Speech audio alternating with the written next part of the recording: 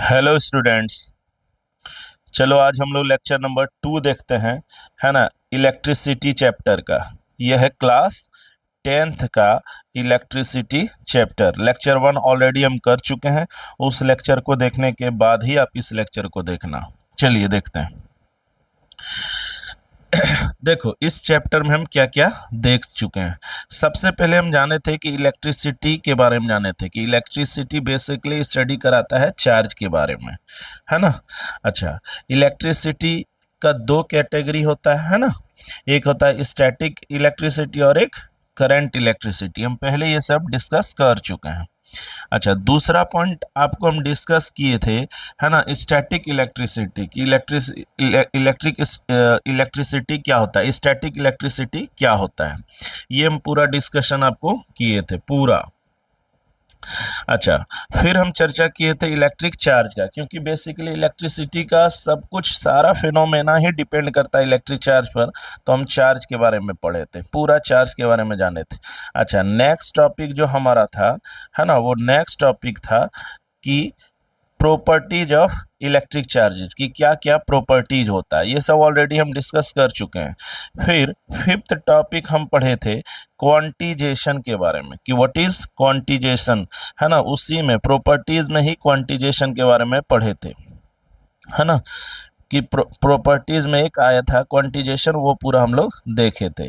अच्छा, फिर बात हुआ था चार्ज के बारे में ही कि यूनिट क्या होता है, ऐसा यूनिट क्या होता है। अच्छा, फिर लास्ट हम बताए थे आपको कूलॉम्स लॉ के बारे में कि व्हाट इज कूलॉम्स लॉ। इतना सारा कुछ डिस्कशन हमारे पिछले टॉपिक में हो गया था, पिछले लेक्चर में। चलिए, और आज हम लोग जो जो टॉपिक डिस्कस करेंगे पहले हम देख लेते हैं। सबसे पहले आज हम लोग डिस्कस करेंगे इलेक्ट्रिक पोटेंशियल का। हम जानने का प्रयास करेंगे कि इलेक्ट्रिक पोटेंशियल है क्या। सिर्फ डिफिनेशन नहीं देखेंगे, अच्छे से इसका एक्सप्लेनेशन करेंगे। अच्छा, उसके बाद हम लोग देखेंगे कि कंडक्टर एंड इंसुलेटर्स क्या है ना। और एक्चुअली में से इसी में हम लोग देख लेंगे सेमीकंडक्टर के बारे में। अच्छा, फिर हम लोग देखेंगे, देखिए स्टैटिक पूरा पढ़ लेने के बाद हम लोग देखेंगे, है ना, करंट इलेक्ट्रिसिटी के बारे में, क्योंकि स्टैटिक तो पढ़ चुके हैं तो करंट इलेक्ट्रिसिटी देख लेंगे। अच्छा, करंट इलेक्ट्रिसिटी का एनालॉजी करेंगे वाटर करंट के साथ। फिर एक बहुत बहुत इंपॉर्टेंट एस्पेक्ट्स है ना, इलेक्ट्रोमोटिव फोर्स का, वो हम लोग देखने का समझने का प्रयास करेंगे कि व्हाट इज इलेक्ट्रोमैग्नेटिक फोर्स। पूरा समझने का हम इसमें पूरा कोशिश करेंगे। अच्छा, उसके बाद हम लोग देखेंगे एक छोटा टॉपिक है लेकिन बहुत इंपॉर्टेंट है कि flow of charges through a conductor. एक कंडक्टर में जो चार्ज फ्लो करता है वो एक्चुअली में क्या है, यही सब समझने का प्रयास करेंगे। अच्छा, उसके बाद आज हम लोग देखेंगे कि पोटेंशियल डिफरेंस जैसे है उसको कैसे मेजर करते हैं। और फिर एक टॉपिक है हमारा मेजरिंग करंट, है ना, मेजरिंग करंट। तो ये आज हम लोग डिस्कस करेंगे। तो सबसे पहला टॉपिक है हमारा, है ना, जो आज हम डिस्कस करेंगे, जहाँ से शुरुआत होगी वो है ना, इलेक्ट्रिक पोटेंशियल। इलेक्ट्रिक पोटेंशियल ये हमारा आज का पहला लेक्चर होगा, है ना। इसके पहले ही हम ना पांच टॉपिक्स ऑलरेडी डिस्कस कर लिया था, जिसमें लास्ट कूलॉम्स लॉ था। चलिए इसको समझने का प्रयास करते हैं। देखो इलेक्ट्रिक पोटेंशियल पहले समझो यहाँ क्या लिखा है, उसके बाद एक्सप्लेनेशन करेंगे, है ना। देखो क्या बोलता है, electric potential at a point, electric potential at a point in electric field. Very very important line, electric field के किसी एक पॉइंट पर, ठीक है, समझेंगे फिर। Is the work done, is the work done per unit positive charge in transporting from infinity far away to the point A, है ना। समझो इसमें क्या लिख रहा है और क्या समझाना चाह रहा है। देखिए इसमें क्या बोल रहा है, जैसे कोई एक पहले इलेक्ट्रिक फील्ड है, एक क्या है, इलेक्ट्रिक फील्ड। सपोज ये है क्यू, इसके चारों ओर क्या बनता है थे हम आपको, एक फील्ड बनता है, ये एक फील्ड बन गया। अच्छा, फील्ड मतलब जहां तक इसका इफेक्ट दिखता है। अच्छा, इन्फिनिटी एक कॉन्सेप्ट है ना, इलेक्ट्रिसिटी में, जहाँ सब कुछ सब कुछ जीरो माना जाता है, यानी there is no force, there is no potential, मतलब देयर इज नथिंग एल्स, सब कुछ जीरो है वहां। अब एक बात समझो, अब यहां से ना डिफिनेशन के अकॉर्डिंग +1 चार्ज को लाओ, हालांकि प्लस लाओ माइनस लाओ इससे कोई फर्क नहीं पड़ता। अब देखो, जैसे इस चार्ज को +1 को आप धीरे धीरे धीरे धीरे सपोज इस पॉइंट तक लाने का प्रयास करते हैं, लाते हैं, है ना, यहाँ पर लाते हैं सपोज, ठीक है। तो जैसे ही चार्ज को आप लाना चाह रहे हैं, ये लाना चाह रहे हैं, ठीक है, ये लाना चाह रहे हैं, ठीक है, तो क्या होता है कि ये जो चार्ज है ऑलरेडी जिसका फील्ड यहाँ पहले से क्रिएट है, फील्ड पहले से क्रिएट है, वो इस पर क्या करेगा, वो इस पर क्या करेगा, ये +1 चार्ज को आप ला रहे हैं तो ये भी प्लस प्लस को क्या करेगा, रिपेल करेगा, इस तरफ क्या कर देगा, रिपेल करेगा। अच्छा, और आप क्या करेंगे, इधर इस तरफ वर्क करेंगे। अगर ये रिपेल इस तरफ कर रहा है तो वर्क करने के लिए आपको इस तरफ वर्क करना होगा, जस्ट अपोजिट। तो आप देखिए, यहां से जब कोई चीज को ला रहे हैं तो आपको इस फोर्स के अगेंस्ट वर्क करना पड़ा, यही वर्क जमा हो जाता है यूनिट पॉजिटिव चार्ज को लाने में जो वर्क करना पड़ता है ना, वही चीज इस पॉइंट पर, यानी इस पॉइंट पर है ना, वही पोटेंशियल के रूप में स्टोर हो जाता है, and that is called electric potential. फिर से समझो इस बात को, देखो पूरा समझना इस बात को अच्छे से। देखो सपोज कि एक चार्ज है, चार्ज है, अब इसके चारों एक फील्ड है, ठीक है। अब क्या है, एक पॉइंट है, एक इन्फिनिटी एक पॉइंट है मान लो। अब वहां से +1 चार्ज को हम ला रहे हैं, मान लिया जाए यहाँ तक लाना है, तो यहाँ तक लाने में आपको वर्क करना पड़ेगा। क्यों करना पड़ेगा, ऐसे समझो। देखो फिजिक्स में एक बात याद रखना, वर्क तभी वर्क माना जाता है जब आप किसी फोर्स के अगेंस्ट वर्क करते हैं, है ना। जैसे अगर एक ईंटा उठा रहे हैं तो वो वर्क में काउंट होगा, क्यों, क्योंकि ईंटा जब आप उठा रहे हैं ना तो उसको ग्रेविटेशनल फोर्स के अगेंस्ट आप वर्क कर रहे हैं, ग्रेविटेशन उसको खींचना चाह रहा है, आप ऊपर ले जा रहे हैं, तभी वर्क माना जाएगा। तो देखो यहाँ पर पहले से ऑलरेडी एक चार्ज है, तो चार्ज है तो इसका एक फील्ड बन गया, है ना। अब देखो +1 चार्ज को जैसे ही आप लाएंगे, है ना, इसको लाएंगे तो वर्क करना पड़ेगा। क्यों करना पड़ेगा, ऐसे समझो, क्योंकि ये जो चार्ज है ये इस तरफ क्या करेगा, रिपेल करेगा। अच्छा, अब आप क्या कर रहे हैं, इसको उठा के इधर ला रहे हैं, तो रिपल्सन के अगेंस्ट वर्क कर रहे हैं, तो यही जो वर्क कर रहे हैं ना, वही वर्क यहाँ हो जाएगा स्टोर किसके रूप में, इलेक्ट्रिक पोटेंशियल के टर्म में। अच्छा, अब आप सोचेंगे कि अगर हम माइनस चार्ज को लाएंगे तब तो वर्क नहीं करना पड़ेगा, क्योंकि यहाँ प्लस चार्ज है, तो प्लस को माइनस ये खींच लेगा अपनी ओर। देखो नहीं, फिर भी आपको वर्क करना पड़ेगा। देखो फिजिक्स में वर्क करते हैं उसमें दो बात याद रखना, एक तो आपको किसी के अगेंस्ट वर्क करना पड़ता है तभी वर्क माना जाता है, नंबर 2 वेलोसिटी चेंज नहीं करने देना है, वेलोसिटी चेंज ना हो। तो आप अगर माइनस को देख रहे हैं ना, तो माइनस को तो जरूर प्लस अपने से खींच लेगा, आपको वर्क करना नहीं पड़ेगा, एक्सटर्नल वर्क का जरूरत नहीं है यहाँ। लेकिन जैसे जैसे ये नजदीक आएगा, है ना, वैसे वैसे कूलम्ब्स लॉ याद करो कि आर क्या हो जाएगा, घटता जाएगा, और आर घटने से क्या होगा, फोर्स बढ़ जाएगा। और यानी इसका मतलब जैसे जैसे नजदीक आएगा फोर्स हमारा क्या होगा, आर देखो, आर जैसे घटा फोर्स हमारा क्या हो गया, बढ़ गया। इसका और फोर्स बढ़ना मतलब क्या, वेलोसिटी चेंज हो जाना, वेलोसिटी चेंज हो जाना, वेलोसिटी चेंज हो जाना। और वेलोसिटी अगर चेंज हो रहा है तो फिजिक्स में एक वायलेशन है फिजिक्स का। तो याद रखो, माइनस को लाते समय भी भले ये अट्रैक्ट कर रहा है, लेकिन आपको वर्क जस्ट इसके अगेंस्ट करना होगा।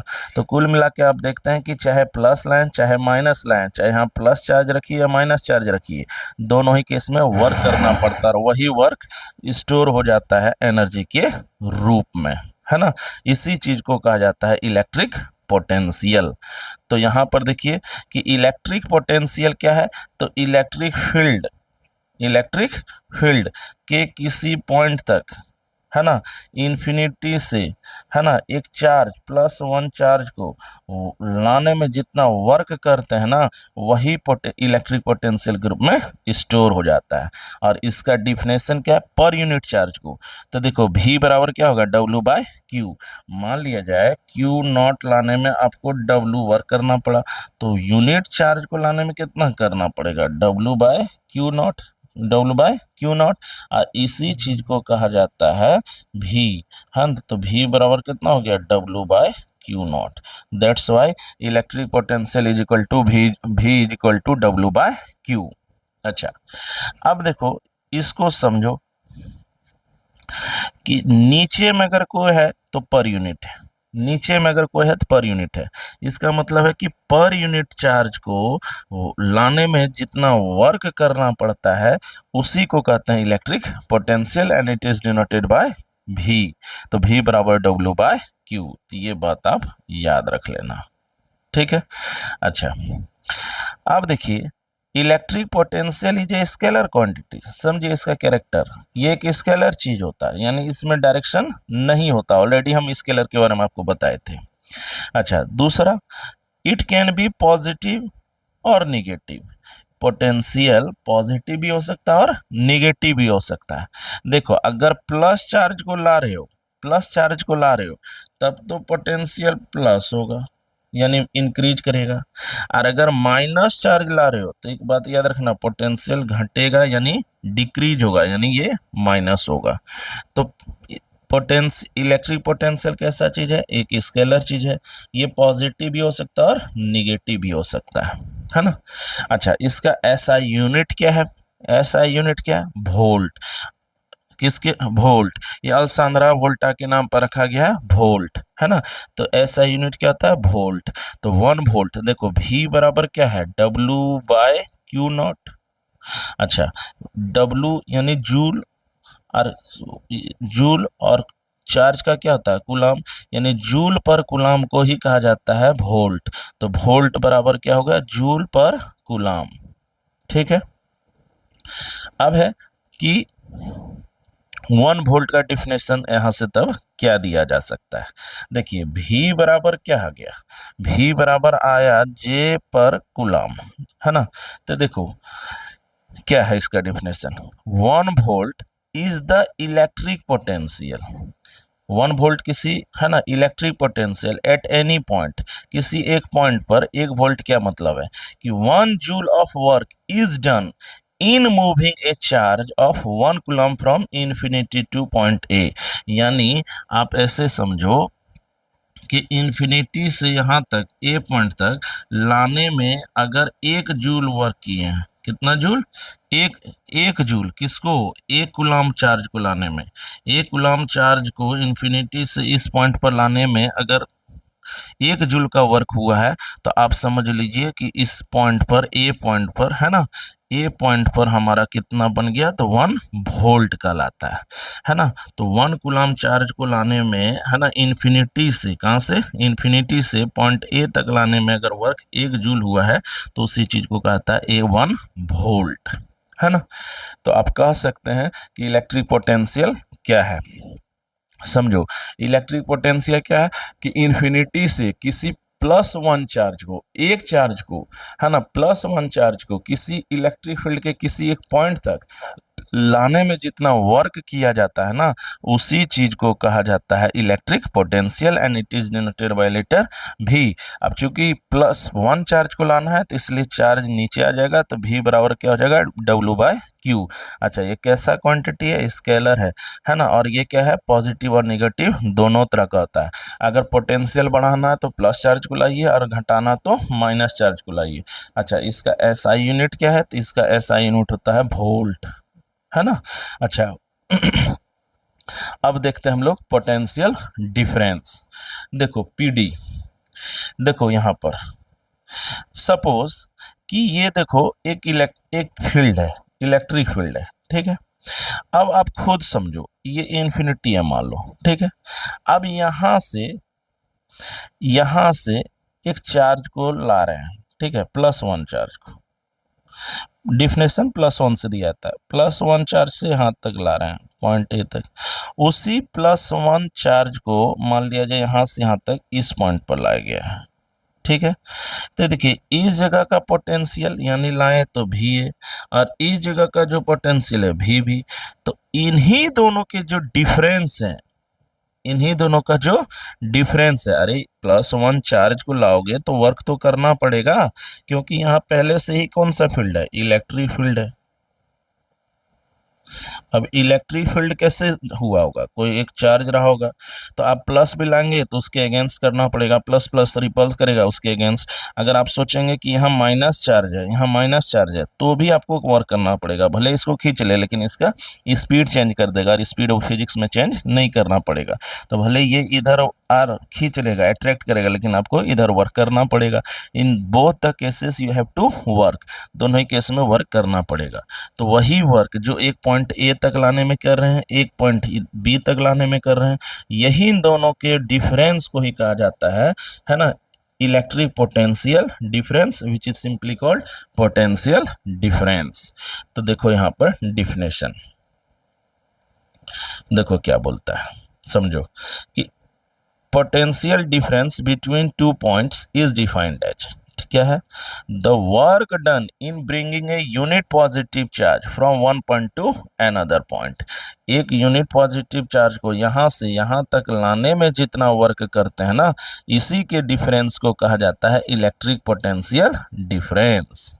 इलेक्ट्रिक पोटेंशियल डिफरेंस, एक पॉइंट से दूसरा पॉइंट लाने में जो वर्क करना पड़ता है ना, यहाँ से यहाँ लाए, यहाँ से यहाँ लाए, इन दोनों का डिफरेंस कर दो, इन दोनों यहाँ से यहाँ लाए, यहाँ से यहाँ लाए, इन दोनों का डिफरेंस कर दो, that is called electric potential. और पोटेंशियल डिफरेंस क्या है ना, भी बराबर, इसको भी से ही दिखाते हैं, और भी बराबर क्या हो जाएगा, W/Q, है ना, यानी एक्चुअली में डेल्टा भी होगा, क्यों, क्योंकि यहाँ से यहाँ तक लाना है, मान लिया जाए ये W1 है ना, ये हो गया मान लो W1, अच्छा यहाँ से यहाँ तक ला रहे हैं, मान लो हो गया W2, इन दोनों का डिफरेंस कर लो बाय यूनिट पॉजिटिव चार्ज लेना है इसलिए Q0, इसीलिए इसका दोनों का डिफरेंस कितना हो गया, है ना, इन दोनों का डिफरेंस जो वर्क का हो गया बाय Q0। तो यूनिट पॉजिटिव चार्ज को लाने में जितना वर्क करते हैं, इसी को कहता है इलेक्ट्रिक पोटेंशियल डिफरेंस, है ना। चलिए अब देखो electric potential difference, definition of 1 volt, 1 volt का डिफिनेशन किसके टर्म में, इलेक्ट्रिक पोटेंशियल डिफरेंस के टर्म में। तो क्या बोलता है, 1 volt is the potential difference between 2 points when 1 joule of work is done in moving a charge of 1 coulomb from one point to another point।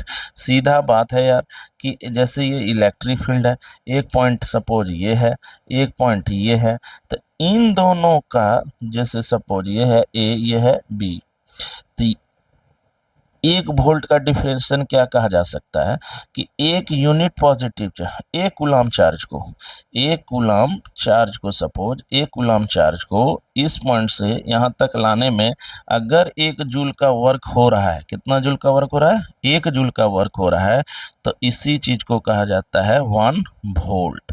अब 1 volt बराबर क्या हो गया, 1 जूल बाय 1 कूलम, ठीक है। तो ये है हमारा इलेक्ट्रिक पोटेंशियल। इन शॉर्ट देखो, इतना जितना अभी तक पढ़े बस इतना ही जान लो कि यूनिट पॉजिटिव चार्ज को इन्फिनिटी से किसी इलेक्ट्रिक फील्ड के किसी पॉइंट तक लाने में जितना वर्क करते हैं वही है इलेक्ट्रिक पोटेंशियल। अब वर्क क्यों करना पड़ता है, तो वर्क फिजिक्स में करते समय 2 बातों का ध्यान रखा जाता है। सबसे पहले आपको किसी के अगेंस्ट वर्क करना है ना, किसी फोर्स के अगेंस्ट होना चाहिए। नंबर 2 है ना, पहला बात ये, नंबर 2 स्पीड चेंज नहीं होना चाहिए, स्पीड चेंज नहीं करने देना चाहिए। ये 2 चीज़ आपको ध्यान रखना चाहिए फिजिक्स में। चलिए तो हम लोग इलेक्ट्रिक पोटेंशियल को समझे अच्छे से। कोई प्रॉब्लम हो तो कमेंट करना, फिर इसको डिजिटल बोर्ड पर भी समझा दिया जाएगा। देखो अब है कि चार्ज अब एक्चुअली में रिसाइड्स कहाँ करेगा, है ना, कहाँ क्या होगा, तो इसके आधार पर आप समझो, एक तो कंडक्टर है और एक मटेरियल क्या है, इंसुलेटर्स है। एक कंडक्टर है, एक इंसुलेटर, और एक्चुअली में एक सेमी कंडक्टर भी होता है, ठीक है। चलिए तो क्या है कंडक्टर, पहले इसको समझो। कंडक्टर क्या करेगा, conductor are the substances in which electricity can flow easily, है ना, जिसमें इलेक्ट्रिसिटी आराम से क्या कर सकता है, फ्लो कर सकता है। अच्छा, कंडक्टर में ऐसा क्या चीज होता है, कंडक्टर में ऐसा क्या चीज होता है जिसके कारण फ्लो कर सकता है। तो देखो जैसे ये कंडक्टर है, ये कंडक्टर है, इसमें फ्री इलेक्ट्रॉन्स होते हैं, है ना, इसमें क्या होता है, फ्री इलेक्ट्रॉन्स। तो यही चीज क्या कर सकता है, यही चीज फ्लो कर सकता है, यही चीज क्या कर सकता है, फ्लो कर सकता है, यानी इलेक्ट्रॉन क्या कर सकता है, फ्लो कर सकता है। अच्छा, बहुत सारा फ्री इलेक्ट्रॉन्स होता है कंडक्टर में, that's why it is conductor, otherwise ये कंडक्टर नहीं होता। The substance which allow the electricity to flow through them are called conductor, यानी कंडक्टर से इलेक्ट्रिसिटी आराम से पास कर सकता है। अच्छा, कुछ कुछ कंडक्टर्स का यहाँ पर एग्जांपल है, जैसे मेटल में है, तो मेटल प्राय ना कंडक्टर ही होता है, मोस्ट ऑफ द मेटल्स जो होते हैं वो कंडक्टर ही नेचर के होते हैं, यानी इलेक्ट्रिसिटी को वो पास कराते हैं। जैसे कॉपर है ना, बहुत कॉमन यूज है हमारे घर में। एल्युमिनियम का आप देखते होंगे, है ना, कॉपर, एल्युमिनियम, सिल्वर, है ना, ये बहुत महंगा पड़ता है, लेकिन सिल्वर तो बहुत अच्छा कंडक्टर है। अच्छा, आयरन, लोहे से, तभी है ना, लोहा, इससे ये भी क्या है, कंडक्टर का एग्जांपल है। अच्छा, कुछ नॉन मेटल्स है जो कि प्राय मोस्टली नॉन मेटल्स ये नॉन कंडक्टिव नेचर के होते हैं, लेकिन कुछ होते हैं, जैसे एक्सेप्शन है एक ग्रेफाइट, है ना, पेंसिल जिससे बना होता है, वो कंडक्टर नेचर है, इसलिए पेंसिल को कभी भी बोर्ड में नहीं डालना चाहिए, नहीं तो आपको करंट लग जा सकता है। अच्छा, इलेक्ट्रोलाइटिक सॉल्यूशंस कुछ कुछ होते हैं, जैसे है ना, कुछ कुछ सॉल्यूशन टाइप का चीज़ है, जैसे NaCl, वो कंडक्टर है। यानी आप देखिएगा, अगर पानी ले लीजिए, पानी में इलेक्ट्रिसिटी डालिएगा तो कुछ ज़्यादा प्रभाव नहीं दिखेगा, लेकिन उसी में अगर नमक घोल दीजिएगा तो वो पूरी तरह से कंडक्टिव नेचर अपना लेगा, है ना। और फिर क्या है, NaHCl, ये भी है ना, तो इलेक्ट्रोलाइट सॉल्यूशन है HCl, ये भी कंडक्टिव नेचर है। H2SO4 सल्फ्यूरिक एसिड, ये भी कंडक्टिव नेचर का होता है। अच्छा, अब है कि इंसुलेटर किसको कहते हैं, तो इंसुलेटर क्या है, insulator which do not allow electricity to flow, जो इलेक्ट्रिसिटी को फ्लो करने से रोकता है ना, इसी को कहता है इंसुलेटर। अच्छा, इंसुलेटर का एग्जांपल कौन है, रबड़, है ना, क्या होता है, रबड़। इसलिए इलेक्ट्रिसिटी से जब काम किया जाता है ना, तो आपको ना रबड़ का कोई, जैसे आप स्लीपर पहन लेना चाहिए या फिर ग्लव्स पहन लेना चाहिए, क्योंकि इसमें कंडक्ट नहीं करता है। अच्छा, ग्लास बिल्कुल नहीं करेगा, है ना, वुड, लकड़ी, है ना, नहीं करेगा, है ना। प्लास्टिक, सूखा हुआ लकड़ी होना चाहिए। अच्छा, प्लास्टिक प्लास्टिक प्लास्टिक तो बिल्कुल नहीं करता है। इसको आप देखते होंगे, जब टेस्टर है ना, तो टेस्टर का ऊपर वाला पार्ट देखना आप, क्या होता है, प्लास्टिक नेचर का। अच्छा, पोर्सिलियन होता है। प्योर वाटर तो नॉन कंडक्टिव होता है, एकदम जो प्योर है वो, जिसमें कोई इम्प्योरिटी नहीं हो, नमक का घोल नहीं हो, तो वो भी देखना नॉन कंडक्टर नेचर का। Sugar, ETC insulators. अच्छा, सेमी कंडक्टर एक होता है जो दोनों के बीच का होता है। अच्छा, इंसुलेटर में क्या होता है, एक चीज समझो, कंडक्टर में, है ना, कंडक्टर कंडक्टर में याद रखना, फ्री इलेक्ट्रॉन्स बहुत ज़्यादा होता है, बहुत ज़्यादा कंडक्टर में, जबकि इंसुलेटर इंसुलेटर में फ्री इलेक्ट्रॉन्स नहीं होते हैं, नहीं होते हैं फ्री इलेक्ट्रॉन्स, है ना। इसमें फ्री इलेक्ट्रॉन्स बहुत ज़्यादा होता है, इंसुलेटर में नहीं है, इसीलिए तो ये फ्लो नहीं करा पाता है। ठीक है, तो कंडक्टर में फ्री इलेक्ट्रॉन्स बहुत होते हैं, बहुत बहुत ज़्यादा होते हैं, है ना, जबकि इंसुलेटर में बिल्कुल फ्री इलेक्ट्रॉन्स नहीं के बराबर होते हैं, नेग्लिजिबल अमाउंट होते हैं। चलिए, और सेमी कंडक्टर में बीच वाला होता है। चलिए, अब है कि देखिए, स्टैटिक इलेक्ट्रिसिटी हम पूरा पढ़ लिए थे।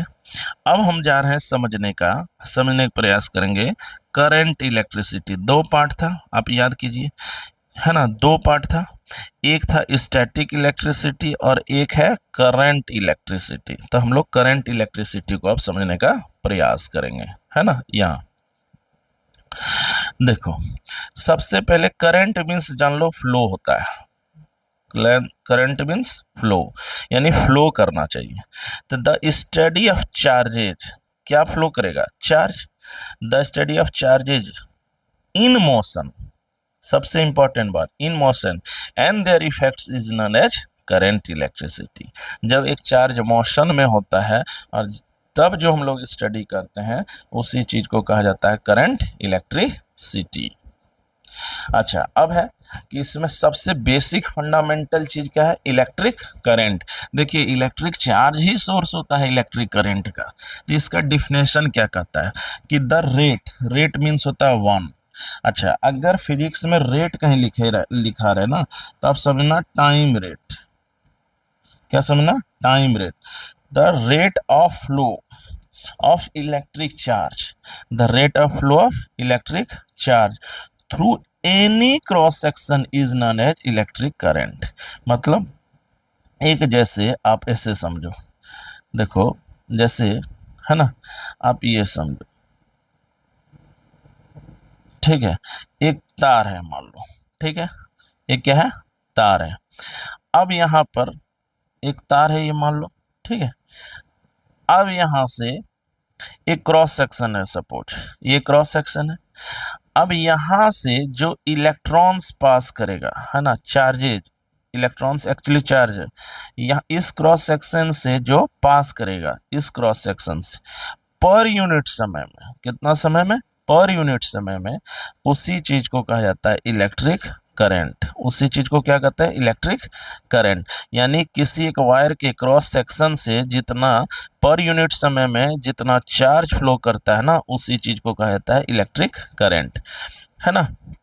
अच्छा, द रेट ऑफ फ्लो, और जो पर यूनिट या रेट, ये जो है नीचे रहता है ना, तो पर यूनिट समय में जितना इलेक्ट्रिक करंट पास कर रहा है उसी चीज को कहा जाता है ना, इलेक्ट्रिक करंट। तो इसीलिए होता है I बराबर Q बाय T। क्यों?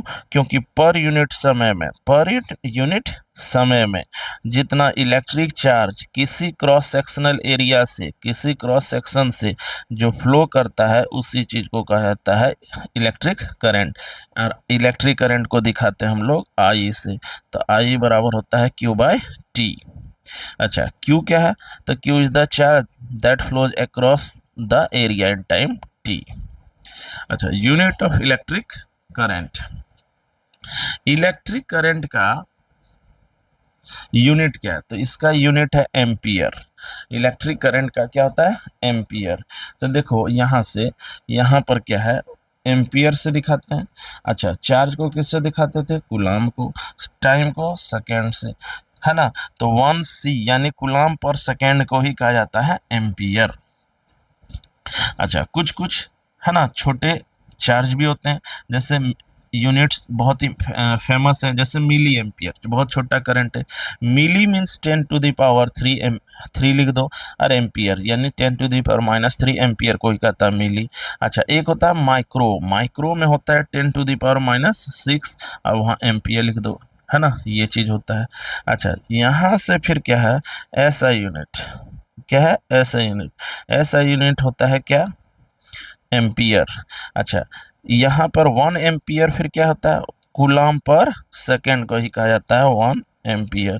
अच्छा, डिफिनेशन ऑफ 1 एम्पियर देखो, 1 एम्पियर क्या है? पहले ये समझो, 1 एम्पियर है तब 1, है ना, 1 कूलाम बाय 1 सेकेंड। चूंकि I बराबर क्या होता है? I बराबर Q बाय T। तो एक सेकेंड में जितना, है ना, एक सेकंड में अगर एक कूलाम पास कर जाए किसी क्रॉस सेक्शनल एरिया तार के, तो इसी को कहा जाएगा 1 एम्पियर। देखो डिफिनेशन देखो, 1 ampere is the electric current flowing through a conducting wire when 1 coulomb charge flows through it in 1 second. जैसे एक तार है, सपोज यहाँ पर क्या है? एक वायर है, ये एक वायर है। वायर के किसी एक क्रॉस सेक्शन से ले लो, है ना, वायर के किसी एक क्रॉस सेक्शनल एरिया ले लो, ये वायर का क्रॉस सेक्शनल। अगर यहाँ से एक कूलाम चार्ज भाग जाए, कितना कूलाम फॉलो कर जाए? 1 कूलाम। कितना सेकंड में? 1 सेकंड में। तब इसी चीज को कहा जाता है 1 एम्पियर। इसी चीज को कहा जाता है 1 एम्पियर। अच्छा, करंट कैरियर्स, तो यही है एम्पियर। तो समझो कि करंट इलेक्ट्रिसिटी किसका स्टडी कराता है, करंट इलेक्ट्रिसिटी में फ्लो ऑफ चार्जेज का मोस्ट स्टडी होता है। अच्छा, इसका इलेक्ट्रिक करंट का डिफिनेशन क्या है कि पर यूनिट टाइम में, है ना, पर यूनिट टाइम में जितना इलेक्ट्रिक चार्ज किसी वायर के क्रॉस सेक्शनल एरिया से फ्लो करता है उसी को हम लोग करंट इलेक्ट्रिसिटी कहते हैं। अच्छा, अब है कि एसआई यूनिट क्या होता है इसका, एम्पियर होता है। अच्छा, अब है current carriers, current carriers, current carriers से मीनिंग यहाँ पर है कि चार्ज, एक बात समझो, जो कंडक्टर फ्लो करा रहा है, जो कंडक्टर फ्लो करा रहा है चार्ज, वो किस वजह से है। तो एक बात तो समझो, देखो करंट कैरियर्स का मीनिंग क्या है, करंट कैरियर्स का मीनिंग है कि कंडक्टर में एक्चुअली फ्लो किस वजह से होता है ना, क्या होता है कंडक्टर में। जैसे ये कंडक्टर है तो ये फ्लो कराता है इलेक्ट्रिसिटी के, क्यों, तो देखिए वही है कि क्या रीजन है, तो the charge particles which flow in a particular direction to produce electric currents are called current carriers. यानी जैसे कंडक्टर है, अब कंडक्टर पास कराता है तो इसके अंदर क्या, जो कौन सा ऐसा पार्टिकल है जिसकी वजह से करंट फ्लो करता है, इसी चीज को कहते हैं करंट कैरियर्स। तो करंट कैरियर्स आप कंडक्टर में देखेंगे ना तो इलेक्ट्रॉन्स होता है, क्या होता है, इलेक्ट्रॉन्स ही रीजन है ना। सिमिलरली आप जब सेमी कंडक्टर देखेंगे जो कि मिड रेंज का होता है, वहां पर आप देखेंगे तो इलेक्ट्रॉन्स भी होता है, होल्स का कॉन्सेप्ट आपको मिलेगा, है ना। तो करंट कैरियर्स का मीनिंग यहाँ पर यही है कि क्या, कौन सा ऐसा पार्टिकल है जिसकी वजह से कंडक्टर फ्लो करता है। तो याद रखना कंडक्टर के केस में इलेक्ट्रॉन मायने रखता है, क्या रखता है, इलेक्ट्रॉन ही, है ना, करंट कैरियर्स का रोल निभाता है। चलिए, अब है comparison, comparison between water current and electric current. देखो करंट चूंकि इलेक्ट्रॉन का फ्लो ही होता है, तो अब हमको कैसे दिखा सकते हैं, है ना, करंट को, इलेक्ट्रॉन को कोई देखा ही नहीं है, तो इसको एनालॉगी कर लिया जाता है वाटर के साथ, एकदम वाटर जैसा ट्रीट करता है ना, सिमिलरली ट्रीट करेगा इलेक्ट्रिक करंट को। तो इसलिए दोनों में एनालॉगी आप समझ लीजिए तो आपके लिए आसान होगा। देखो देखो एक डाटा क्या है, एक डाटा है इलेक्ट्रिक वाटर करंट, एक एक डाटा क्या है, इलेक्ट्रिक करंट। अब देखो दोनों में, सबसे पहला, the rate of flow of water depends upon the pressure difference between the two reasons. देखो ऐसे समझो आप कि देखो जैसे जैसे ऐसे समझो कि अगर एक, जैसे एक पाइप है, क्या है, पाइप है, ऐसे समझो। अब है कि पानी का जो फ्लो होगा, H2O फ्लो, H2O फ्लो, वो डिपेंड करेगा कि इन दोनों के बीच का प्रेशर डिफरेंस कितना है। अगर यहाँ प्रेशर वेरी हाई है, ये वेरी लो है, तब तो पानी बहुत आसानी से इस पॉइंट से ए से बी की ओर चला जाएगा, ए से बी की ओर चला जाएगा। जितना ज़्यादा डिफरेंस होगा उतना ज़्यादा जाएगा। सिमिलरली इलेक्ट्रिक करंट के केस में ना प्रेशर का रोल निभाता है पोटेंशियल डिफरेंस, कि एक वायर है, इस बार ये क्या है, एक वायर है, तो पोटेंशियल डिफरेंस जितना ज़्यादा रहेगा इन दोनों सेक्शन के बीच, अगर इसका पोटेंशियल डिफरेंस जितना और इसका पोटेंशियल डिफरेंस इन दोनों के बीच जितना ज़्यादा होगा फ्लो उतना ज़्यादा होगा। अच्छा, एक बात याद रखना, अगर पोटेंशियल डिफरेंस ही ना हो रहे तो फ्लो भी नहीं करेगा। जैसे वाटर का अगर प्रेशर डिफरेंस नहीं हो इन दोनों के बीच, कि इसका भी है प्रेशर सेम, इसका भी है प्रेशर सेम, दोनों तरफ का, इसका और इसका, दोनों का प्रेशर क्या है, सेम, तो फ्लो भी रुक जाएगा। सिमिलरली अगर इन दोनों का पोटेंशियल ए का और बी का अगर सेम रह जाए तो फिर फ्लो कैसे करेगा। इसीलिए प्रेशर, यहाँ पर प्रेशर डिफरेंस वाटर के केस में होना जरूरी है, तो यहाँ पर पोटेंशियल डिफरेंस होना जरूरी है। चलिए अगला पॉइंट देखते हैं। The water current naturally flows from region of higher pressure to lower pressure। एक बात देखो, जो फ्लो करता है ना किसी पाइप से, समझो ये पाइप है मान लो, है ना, ये बहुत क्वाइट चीज है नेचुरल चीज है कि ये हायर टू लोअर जाएगा। यानी अगर P1 ग्रेटर देन है P2 तो फ्लो इस तरफ होगा, है ना, यानी हायर प्रेशर से लोअर प्रेशर की ओर होगा। अच्छा, ये नहीं कि लोअर से हायर। यही कारण होता है कि आप देखिएगा जो वाटर का टंकी होता है ना, उसका ना बहुत ऊंचा रखा जाता है, घर से एकदम ऊंचा रखा जाता है, और जो टेप होता है, नल होता है, वो नीचे लगाता है। क्यों? क्योंकि वाटर जितना ऊपर गया ना, पोटेंशियल उतना बढ़ गया, MGH के रूल से। एच बढ़ गया, हाइट बढ़ा दिया आप, तो पोटेंशियल बढ़ गया, इसलिए वो वहाँ से वो हायर से लोअर की ओर फ्लो कर जाता है। खुद सिर्फ यहाँ टेप खोल दीजिए, नल खोल दीजिए, देखिए पानी गिरने लगता है, क्योंकि हायर से लोअर की ओर फ्लो कर जाएगा। ऐसा नहीं होगा कि आप टंकी को नीचे रख दीजिए और नल टेप या नल को ऊपर लगा दीजिए और वहाँ खुलिएगा खुल जाएगा, ऐसे नहीं खुलेगा। क्यों? क्योंकि आप टंकी नीचे रख दिए, एच नीचे कर दिया, यानी पोटेंशियल कम गया, तो लोअर से हायर के फ्लो खुद से ये नहीं कर सकता, आपको एक्सटर्नल वर्क करना होगा, यानी आपको वहाँ पर कोई मशीन लगाना पड़ जाएगा। सिमिलरली अगर पोटेंशियल डिफरेंस भी है ना, तो हायर पोटेंशियल से लोअर पोटेंशियल की ओर डिफरेंस फ्लो करता है ना। तो एक पोटेंशियल आप हायर होना चाहिए और एक लोअर होना चाहिए। अच्छा, जैसे प्रेशर डिफरेंस अगर सेम हो गया तो फ्लो रुक गया, वैसे यहाँ पर भी अगर पोटेंशियल डिफरेंस भी अगर सेम हो गया तो पानी रुक जाएगा, है ना। यही कारण है कि आप जब देखते होंगे ना, तो देखते होंगे कि बैटरी जब आप देखते होंगे निपो टाइप का, तो यहाँ देखते होंगे प्लस एक बना रहता है ना, खुट्टी टाइप, और यहाँ रहता है ये, तो ये रहता है प्लस में, ये रहता है माइनस में, तो इन दोनों के बीच डिफरेंस मेंटेन कर दिया जाता है ना, तभी ये हायर से लोअर की ओर फ्लो करता है। अच्छा, तीसरा एनालॉजी समझिए। To maintain a steady flow of current a pump is used as external energy. बात समझिए, अगर पानी हमको चलाना है ना, जैसे आप खेत उत में देखते होंगे, अगर लगातार चलाना है ना, तो हमको क्या करना पड़ता है, पंप लगाना पड़ता है, यानी आपको क्या करना होगा, एक्सटर्नल वर्क कराना पड़ेगा, चाहे आप खुद कीजिए या पंप से करा लीजिए। सिमिलरली अगर किसी सर्किट में अगर करंट चलाना है ना, सर्किट में करंट चलाना, दौड़ाना है, तो याद रख लिए PD मेंटेन करना होगा, यानी पोटेंशियल डिफरेंस मेंटेन करना होगा। अच्छा, पोटेंशियल डिफरेंस मेंटेन का मतलब है कि आपको बैटरी लगाना पड़ेगा या कोई सोर्स लगाना होगा, है ना, कोई एक्सटर्नल एजेंसी लगाना होगा। अच्छा, चौथा एनालॉजी समझिए। Fluid flows depends on viscosity. अच्छा, विस्कोसिटी एक अलग डिस्कशन हो सकता है, लेकिन आप बहुत तेजी से समझ लीजिए। पानी का एक लेयर है ना, पानी का एक लेयर है ना, और एक दूसरा लेयर है, दोनों जो टच है, दोनों कांटेक्ट है, तो ये दोनों एक दूसरे पर ना एक दूसरे को फ्लो से रोकता है। इसी चीज को कहते हैं विस्कोसिटी, है ना, विस्कोसिटी, यानी एक दूसरे को फ्लो को अपोज करता है। सिमिलरली तो फ्लो उस पर डिपेंड करेगा, अगर विस्कोसिटी हाई रहेगा तो फ्लो क्या हो जाएगा, स्लो कर देगा। Higher the viscosity slower is the fluid and vice versa. ठीक बात है, अगर एक दूसरे को जितना ज़्यादा रोकेगा फ्लो को रोकेगा। सिमिलरली यहाँ पर यही विस्कोसिटी का रोल निभाता है रेजिस्टेंस, जो कि हम बाद में पढ़ेंगे, है ना।